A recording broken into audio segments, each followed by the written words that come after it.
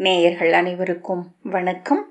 வெண்முரசு எழுதழல் அத்தியாயம் 6. கருக்கிருள் 2. இடிநாழியில் நடக்கையில் அபிமன்யு, இளைய கௌரவர்கள் எங்கே தங்கியிருக்கிறார்கள் என்றான். பிரலம்பன், அவர்கள் 1000 பேர், அனைவரையும் கங்கை கரையில் 100 மாளிகைகள் அமைத்து தங்க வைத்திருக்கிறார்கள். துரோணரின் குருநிலை அதற்கு அருகில்தான். இங்கிருந்து செல்ல சற்று பிந்தும், ஆனால் 2 நாழிகையில் சென்று விடலாம் என்றான். ஆனால் இப்போது இங்குதான் இருக்கிறார்கள். அவர்களுக்கு மேற்கு காட்டில் 100 மாளிகைகள் உள்ளன. அங்கே வேட்டையாடியும் விளையாடியும் வாழ்கிறார்கள். நகருக்குள் புகுந்தால் யானை கூட்டம் புகுந்தது போலத்தான். அங்கே செல்ல உமக்கு வழி தெரியும் அல்லவா என்றான் அபிமன்யு. பிரலம்பன் அதிர்ச்சி கூவலாக, இளவரசே, உங்கள் பணி யாதவ பேரரசையை பார்ப்பது என்றான். ஆம், ஆனால் இந்த உச்சி பொழுதில் பேரரசி ஓய்வெடுக்கட்டுமே. நாம் நாளை காலை அவர்கள் எழுந்து இறை வழிபாடுகளை முடித்து உணவுண்டு ஒருங்கி இருக்கையில் சென்று பார்ப்போம். பிரலம்பன், இளவரசே, நீங்கள் வந்த செய்தி இந்நேரம் பேரரசிக்கு தெரிந்திருக்கும். உங்களுக்காக காத்திருப்பார்கள் என்றான். நாம் ஓய்வெடுத்துவிட்டு வருகிறோம் என ஒரு காவலனிடம் சொல்லி அனுப்புவோம், அவ்வளவுதானே? பிரலம்பன் தன்னை மறந்து அபிமன்யுவின் தோளை பிடித்து விட்டான். இதற்கு மேல் என்னால் முடியாது. இளவரசே, நாம் பேரரசியைத்தான் சென்று பார்க்கிறோம், வேறு எவரையும் அல்ல. அபிமன்யு கருணையுடன் அவனை நோக்கி, சரி, மிக வருந்துகிறீர், உமக்காக என்றான். பிரலம்பன் பெருமூச்சுடன், என்னால் உண்மையிலேயே இதையெல்லாம் புரிந்து கொள்ள முடியவில்லை.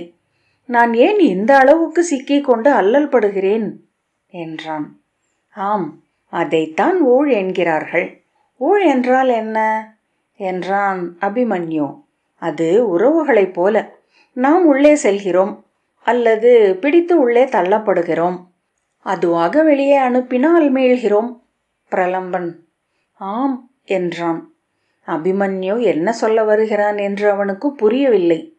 உள்ளே செல்வது ஆண்மை, பிடித்து தள்ளப்படுவது கோழைமை. நீரே முடிவெடுத்து என்னுடன் வருவதே நன்று. என்ன சொல்கிறீர்? பிரலம்பன் ஆம் என்றான். அவனுக்கு ஒன்றுமே புரியாவிட்டாலும் கண்கள் கலங்கிவிட்டன. ஆகவே நீர் ஆண்மையுடன் நீரே முடிவெடுத்து என்னுடன் வருகிறீர். நாம் பேரரசியை பார்க்கிறோம். அவர் ஆணையின்படி கிளம்புகிறோம். பிரலம்பன் எங்கே என்று அடைத்த குரலில் கேட்டான். கண்களில் நீர் ததும்பி நின்றது. அதை அவர்கள்தான் சொல்ல வேண்டும். ஆனால் அது கண்டிப்பாக ஒரு அருஞ்செயல் பயணம்.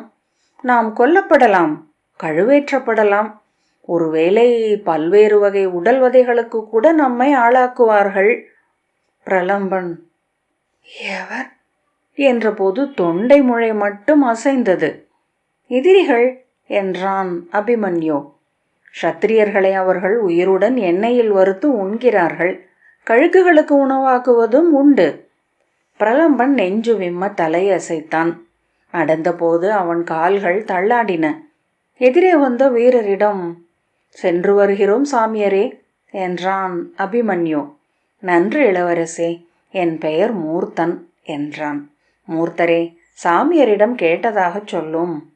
முற்றத்திற்கு வந்ததும் காவலர் சிரித்தபடி ஓடி வந்து, வணங்குகிறேன் இளவரசே, புரவி சித்தமாக உள்ளது என்றார். சந்திரரே, புரவிக்கு நீர் காட்டினீர் அல்லவா என்றான் அபிமன்யு. ஆம் என்ற சந்திரர் முகம் மலர்ந்து, நீங்கள் கேட்டீர்கள் என்று நான் சொன்னபோது இவர் நம்பவில்லை என்றார். அபிமன்யு அருகே நின்ற காவலரை நோக்கி, ஆம், வந்திறங்கியதுமே உங்களை கேட்டேன். நலமாக இருக்கிறீர்களா கூர்மரே என்றான். அவன் முகம் மலர்ந்து நெஞ்சுடன் சேர்த்து கை கூப்பி குரல் தழைய, நலம் நலம் இளவரசே, தங்களால் உசாவப்பட்டதனால் பெருமை கொண்டேன் என்றான். அன்னையிடம் கேட்டதாக சொல்லுங்கள் என்ற பின் அவன் புரவியில் ஏறிக்கொண்டான். நாங்கள் நேராக நிஷாதர்களுடன் போரிடச் செல்கிறோம் சந்திரரே. சந்திரர் திகைத்து வாய் திறக்க அவர்கள் கோட்டையை விட்டு வெளியே சென்றனர். சூதர் தெருவின் எல்லையில் உள்ளது பேரரசியின் மாளிகை என்றான் பிரலம்பன். அபிமன்யு நகைத்து, நன்று, எந்நேரமும் சூதர்களால் புகழப்பட்டு வாழலாம் என்றான். இளவரசே, அது இழிவு. வேண்டுமென்றே அந்த மாளிகை அழிக்கப்பட்டுள்ளது என்றான் பிரலம்பன். என்ன இழிவு? சூதர்கள் நடுவேதானே அரசர்கள் வாழ்கிறார்கள். பிரலம்பன் ஒன்றுமில்லை என்பது போல தலையை அசைத்தான். சூதர் தெருக்கள் முன்னுச்சி வெயிலில் வெந்து வெளிரி கிடந்தன. கூரை விளிம்புகளின் நிழலுக்குள் பசுக்கள் ஓய்வெடுத்து அசை போட்டன. இரு சூத சிறுவர்கள் முழவுகளுடன் துள்ளி துள்ளி சென்றார்கள். அபிமன்யு ஒருவனிடம், இளஞ்சூதரே, உமது பெயர் என்ன என்றான். சுகீதன் என்றான் தலை மழுங்கமைத்து சிறு குடுமி வைத்திருந்த ஒருவன். உன் அக்கையிடம் நான் கேட்டதாகச் சொல். அவன் கண்களைச் சுருக்கி, யார் என்றான். என்னை பார்த்ததை சொல், அவளுக்கு தெரியும் என்றபடி அபிமன்யு முன்னால் செல்ல அவர்கள் திகைத்து நோக்கி நின்றனர். குந்தியின் மாளிகை முன் 2 வீரர்கள் காவல் நின்றனர். இவர்கள் காந்தாரர் சகுனியின் ஒற்றர்கள், ஐயமே இல்லை என்றான் பிரலம்பன். புறவிகளை கண்டதும் அவர்கள் எழுந்தனர். ஒற்றர்களே, பேரரசு இருக்கிறார்களா? நான் அவர்களின் அழைப்பின் பேரில் வந்தவன். என் பெயர் அபிமன்யு. நான் இளைய பாண்டவரின் மைந்தன். காவலன் திகைத்து இன்னொருவனை நோக்க அவன், ஆணை இருந்தால் தாங்கள் சந்திக்கலாம் இளவரசே என்றான். இவர் பிரலம்பன், என் அணுக்கர். என்னுடன் நிஷாதர்களை வெல்ல கிளம்பி வருபவர். காந்தாரர் சகுனியின் அனைத்து சூழ்ச்சிகளையும் இவர் அறிவார் என்றான் அபிமன்யு. பிரலம்பனின் புறவி அறியாமல் காலெடுத்து பின்னால் வைத்தது. வீரன், நாங்கள் வாயிற்காவலர் என்றான். ஒற்றர்கள் வாயிற்காவலுக்கு சிறந்தவர்கள். நான் உள்ளே செல்லலாம் அல்லவா? அவர்கள் தலை வணங்க உள்ளே முற்றத்தை சென்றடைந்தான். ஏவலன் ஒருவன் வந்து வணங்கி, இளைய பாண்டவருக்கு வணக்கம். நான் பேரரசியின் அணுக்க ஏவலன் குர்மிதன் என்றான். நீர் ஒற்றரா என்றான் அபிமன்யு. இல்லை, நான் விதுரரின் பணியாள்.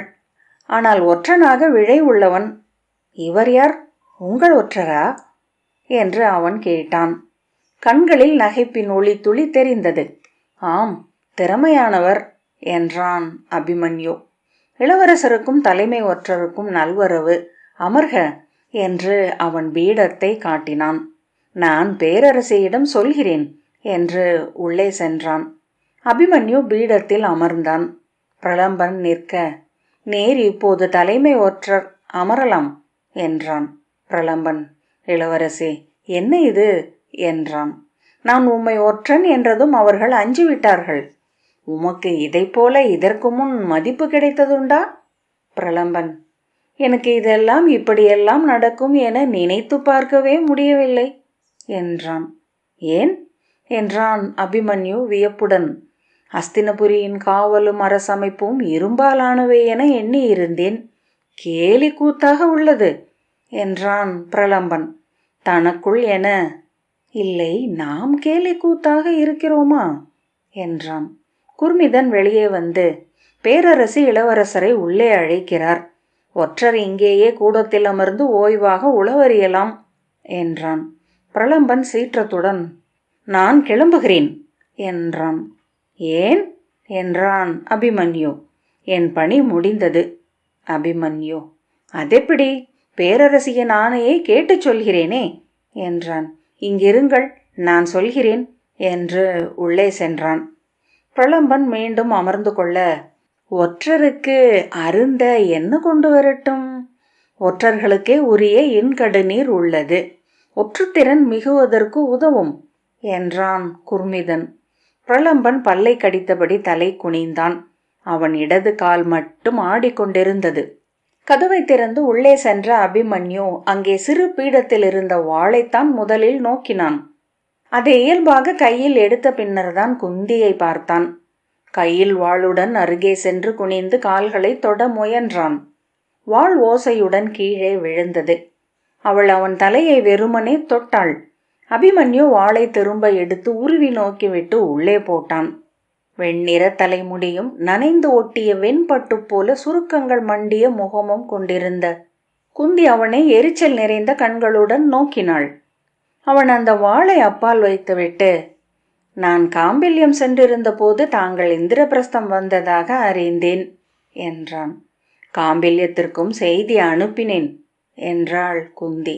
ஆம், நான் வரும் வழியில் தசகர்ணம் சென்று அவள் இடைமறித்து, தசகர்ணம் மகதத்திற்கு அருகே உள்ளது, அது வழியில் இல்லை என்றாள்.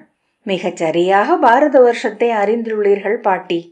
மெய்யாகவே வியக்கிறேன் என்று சொன்ன அபிமன்யு அவள் பீடத்தின் கைப்பிடியில் அமர்ந்து அவள் கன்னத்தை பற்றி, என்ன சினம், நான் தான் வந்துவிட்டேனே என்றான். நீ எங்கே சென்றாய் என நான் அறிவேன் என்றாள் குந்தி. ஆம், அவைக்கு சென்றேன்.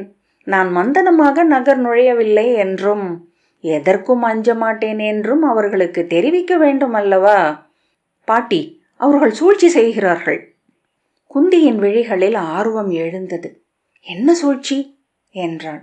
அது தெரியவில்லை, அவர்கள் சொல்லவில்லை என்ற அபிமன்யு குனிந்து வாளை எடுத்து ரீ என ஓசை எழ உருவினான். குந்தி முகம் சுளித்து, அதை தூக்கி போடு மூடா என்றாள். அவன் அதை தூக்கி அரை மூலை நோக்கி வீச பேரொலி எழுந்தது. குந்தியின் உடல் அதிர்ந்தது. கதவு திறந்து குர்மிதன் உள்ளே வந்தான். ஒன்றுமில்லை, வாளை வீசினேன் என்றான் அபிமன்யு. குந்தி கை காட்ட குர்மிதன் வெளியே சென்றான். குந்தி, எனக்கு வேறு எவரும் உகந்தவர்கள் என தோன்றவில்லை. உன்னை ஒரு பணியின் பொருட்டு அனுப்ப விழைந்தேன் என்றாள். வாயின் இருபுறமும் கன்னம் அழுத்தமாக மடிந்து கண்களுக்கு கீழே கரிய வளையங்கள் படிந்து இடக்கண் சற்று இறங்கி இருந்தமையால் எப்போதும் ஐயமும் வஞ்சமும் கலந்த தோற்றம் அவள் முகத்தில் இருந்தது. ஆணையிடுங்கள், அழித்து எரித்து சாம்பலாக்கிவிட்டு வருகிறேன் என்றான் அபிமன்யு. அவள் திகைப்புடன், எவரை என்றாள். நிஷாதர்களை, அசுரர்களை அல்லது சத்திரியர்களை, எவரேனும் என்றான் அபிமன்யு. நான் உன்னை அழைத்தது ஒரு தூது பணிக்கு என்றாள் குந்தி. தூது செல்லவா? அதற்கு நான் எதற்கு? புறா போதுமே என்றான் ஏமாற்றத்துடன். புறா சென்றுவிட்டது, மறுமொழி இல்லை. உண்மையில் நான் தூது அனுப்பியவன் என்ன செய்கிறான் என்பதே தெரியவில்லை. அபிமன்யு, இளைய யாதவர் தானே, நான் சென்று அழைத்து வருகிறேன் என்று ஆவலுடன் எழுந்தான். நீ என் தூதனாக சென்று அவனை பார். இங்கே நிகழ்வனவற்றையும் என் தூதையும் நான் உன்னிடம் ஓலையில் எழுதி அளிக்கிறேன். அவற்றை உளப்பதிவு செய்துவிட்டு அழித்துவிட்டு செல். அதை அவனிடம் சொல். அபிமன்யு ஆவலுடன், சொல்லி என்றான். அவன் எவ்வண்ணம் இருக்கிறான்? ஓலைகள் உண்மையாகவே அவனிடம் சென்று சேர்கின்றனவா? ஏதும் தெரியவில்லை. நீ அவனை தனிமையில் நேரில் சந்திக்க வேண்டும். அவன் எண்ணத்தை என்னிடம் வந்து உரைக்க வேண்டும். நான் அவரை அப்படியே அழைத்து வந்து விடுகிறேனே என்றான் அபிமன்யு. நன்று, முயற்சி செய் என்றாள் குந்தி. உடனே கிளம்புகிறேன். நான் துவாரகைக்கு சென்று நெடு நாட்களாகின்றன. குந்தி, அவன் துவாரகையில் இல்லை. துவாரகையை சத்யபாமை ஆள்கிறாள் என்றாள். அபிமன்யு, மதுராவுக்கு செல்வது மேலும் எளிது என்றான். மதுராவை பலராமன் ஆள்கிறான் என்றாள் குந்தி. அபிமன்யு சில கணங்களுக்கு பின், நான் இமயமலைக்கு செல்கிறேன் என்றான். அவள் மீண்டும் குழம்பி கண்களை சுருக்கி, எதற்கு என்றாள். அங்கேதான் அவர் தவம் செய்கிறார் என நினைக்கிறேன். நான் தேடி கண்டுபிடித்து. அவள் போதும் என கை காட்டி, நீ எங்கும் தேட வேண்டியதில்லை. இங்கிருந்து வாரணவதம் சென்று சப்த சிந்துவை கடந்து யாதவ நிலத்திற்குள் நுழைந்தால் சத்தபலம் என்னும் சிறிய கோட்டை நகர் வருகிறது. துவாரகையின் கோலுக்கு உட்பட்டது அது. அவன் சென்ற 14 ஆண்டுகளாக அங்குதான் இருக்கிறான் என்றாள். அபிமன்யு, நான் அங்கே செல்கிறேன் என்றான். அவன் அங்கே அரசு சூழ்தலை முற்றிலும் விலக்கி தவத்தில் இருப்பதாக சொல்கிறார்கள். நீ சென்று அதை கலைத்து அவனை அரசியலுக்குள் கொண்டு வர வேண்டும். அவன் வந்து இங்குள்ள சிக்கல்களை சீராக்க வேண்டும். எண்ணிக்கொள், அவன் வந்தாலொழிய இக்கொடியவர்களிடமிருந்து என் மைந்தர்களுக்கு உரிமையான நிலத்தை நாம் மீட்க முடியாது. அபிமன்யு, நான் அவரை எழுப்புகிறேன், தேரிலேற்றி கொண்டு வருகிறேன் என்றான். என்னுடன் பிரலம்பன் என்னும் அணுக்கன் வருகிறான். நாளை மறுநாள் இருவருமாக செல்கிறோம். குந்தி, நாளை மறுநாளா? எதற்கு அத்தனை பிந்த வேண்டும் என்றாள். அபிமன்யு கைகளை தூக்கி, என் உடன்குருதியினருடன் விளையாடப் போகிறேன். மூத்தவர் லட்சுமணன் எனக்காக காத்திருக்கிறார் என்றார்கள். அந்தியில் உண்டாட்டு உள்ளது.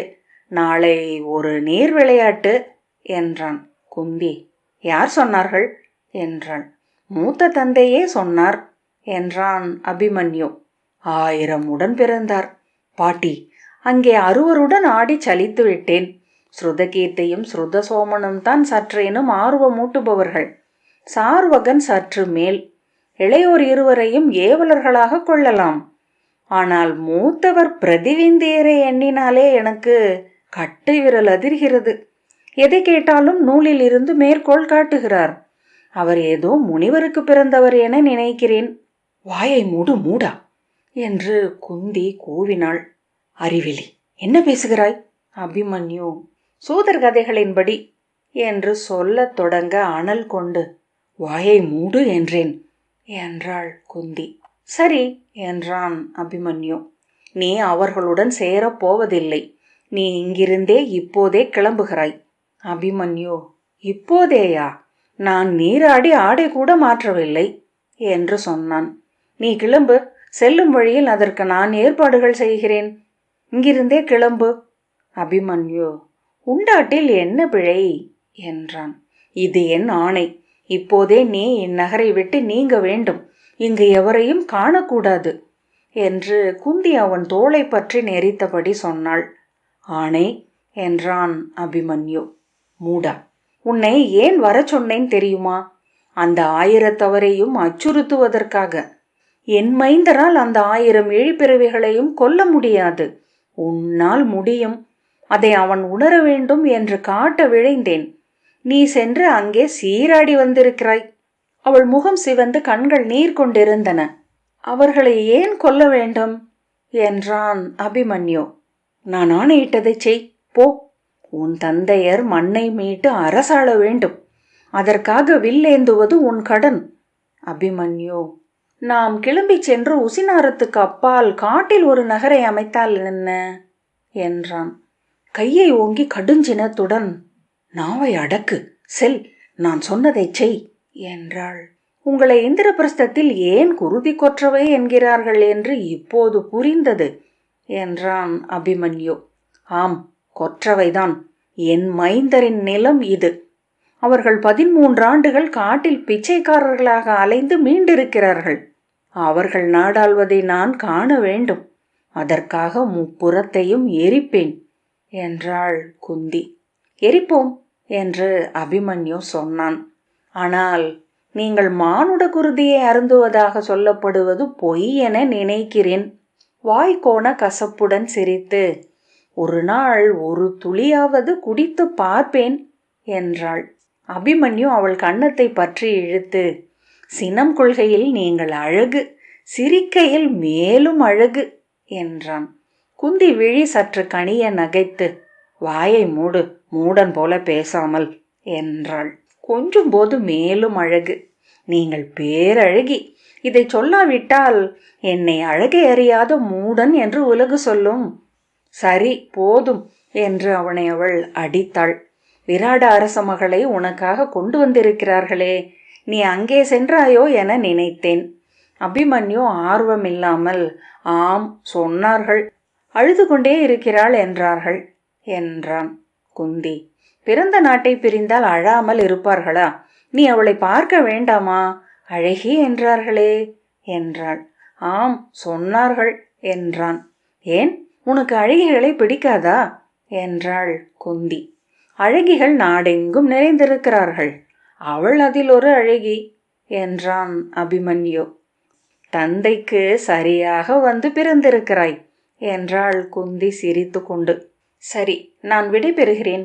நள்ளிரவில் கிளம்பும்போது சொல்லிக்கொண்டு செல்ல முடியாதல்லவா என்றான் அபிமன்யு. இரு, நள்ளிரவில் யார் கிளம்புவது? நீ இப்போதே கிளம்புகிறாய் என்றாள் குந்தி.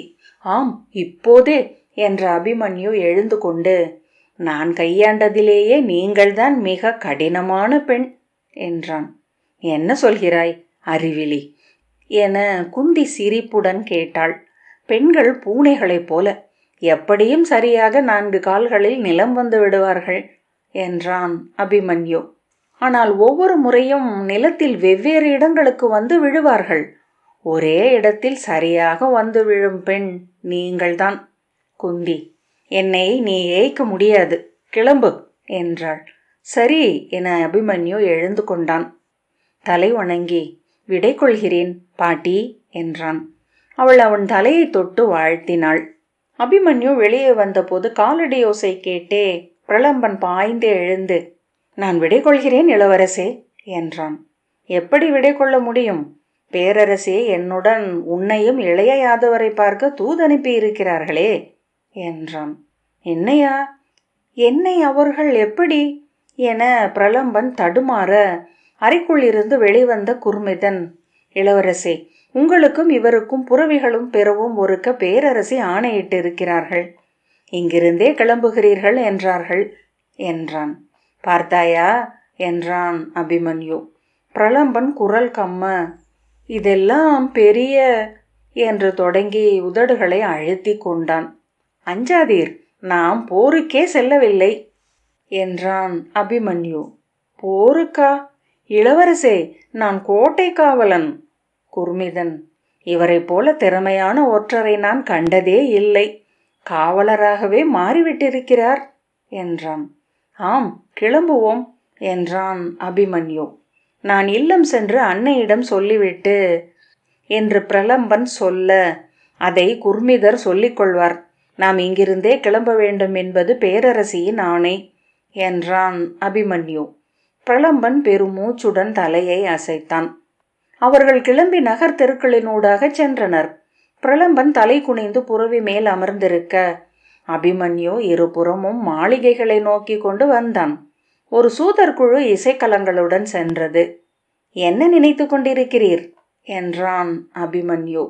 நான் தொலைவில் உங்களை முதலாக கண்ட கணத்தை என்றான் பிரலம்பன். அப்போது அறிந்திருக்கவில்லை. அபிமன்யு அவ்வழியாக சென்ற ஓர் இளம் பெண்ணிடம், உன் தந்தை பெயர் பாசகர் அல்லவா? நலமாக இருக்கிறாரா என்றான். இல்லை என்று அவள் சொன்னாள். ஆம், பாரவர் மாறிவிட்டது. அவள் இல்லை என்றாள். அவன் புறவியை மேலே செலுத்த பிரலம்பன் திரும்பி நோக்கிய பின்னால் வந்து புன்னகையுடன், என்ன என்றான். அழுத்தமான பெண் என்றான். பிரலம்பன் திரும்பி நோக்கி, ஆம், திரும்பி கூட நோக்காமல் செல்கிறாள் என்றான்.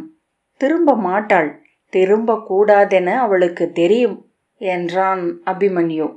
கோட்டை முகப்பை அடைந்த போது அவன் கைவிடு படைகளை கண்டு அருகே சென்றான். பிரலம்பரே, இந்த கைவிடு படைகள் எப்போது பொருத்தப்பட்டவை என்றான். என் தந்தை இளமைந்தனாக இருக்கையிலேயே இவை இப்படி இறுகி நின்றுள்ளன என்றான் பிரலம்பன். அவை நாளையே கூட எவரையேனும் கொல்லலாம். விந்தைதான் என்றான் அபிமன்யு. அவற்றை சுற்றி வந்தபடி, இந்த அம்புகளை தொடுத்தவர்கள் மறைந்து விட்டார்கள். அவர்களின் வஞ்சமும் விசையும் மட்டும் அப்படியே எஞ்சி இருக்கிறது. அவர்களால் கொல்லப்படவிருப்பவர்கள் அப்போது பிறந்திருக்கவில்லை என்றான். பிரலம்பன் நெஞ்சு திடுக்கிட அவற்றை ஏறிட்டு நோக்கினான். அவன் இளமை முதலே கண்டு வரும் படைக்கலத் தொகை அது. அவை அனைத்தும் உயிர் கொண்டு விட்டவை போல தோன்ற அவன் விலகிச் சென்றான். இங்கே எங்கெல்லாம் நாம் காணாத வஞ்சமும் சினமும் பழியும் விசை கொண்டு கூர் சூடி காத்திருக்கின்றன என நாம் அறிய மாட்டோம் பிரலம்பரே என்றான் அபிமன்யு. பிரலம்பன் அங்கு நிற்கவே அஞ்சி புறவையை பின்னால் செலுத்தி, செல்வோம் இளவரசே என்றான். மானுடர் மண்ணில் எதையெல்லாம் விட்டு செல்கிறார்கள் என்று எவருக்காவது தெரியுமா? தெரிந்து கொள்ளவும் முடியுமா என்றபடி அபிமன்யு 1000 அம்புகள் உடலெங்கும் விடைத்து நிற்க முள்ளம்பன்றி என நின்ற கைவிடு படை ஒன்றை அணுகி சுற்றி வந்தான். அதன் 20 பெருவிற்களும் இறுகி நான் வெம்ம நின்றிருந்தன. செல்வோம் இளவரசே என்றான் பிரலம்பன். ஆம், செல்வோம், பொழுதாகிறது என்றபடி அபிமன்யு புறவியை திருப்பினான். பிரலம்பரே, இங்கே கண்ணுக்கு தெரியாமல் விசை கொண்டிருப்பது எது தெரியுமா என்றான். பிரலம்பன் இல்லை என தலையசைத்தான். சத்தியவதி அன்னையின் வஞ்சம் என்றான் அபிமன்யு. இழுத்தழல் 6வது அத்தியாயம் இத்துடன் நிறைவு பெற்றது. நன்றி.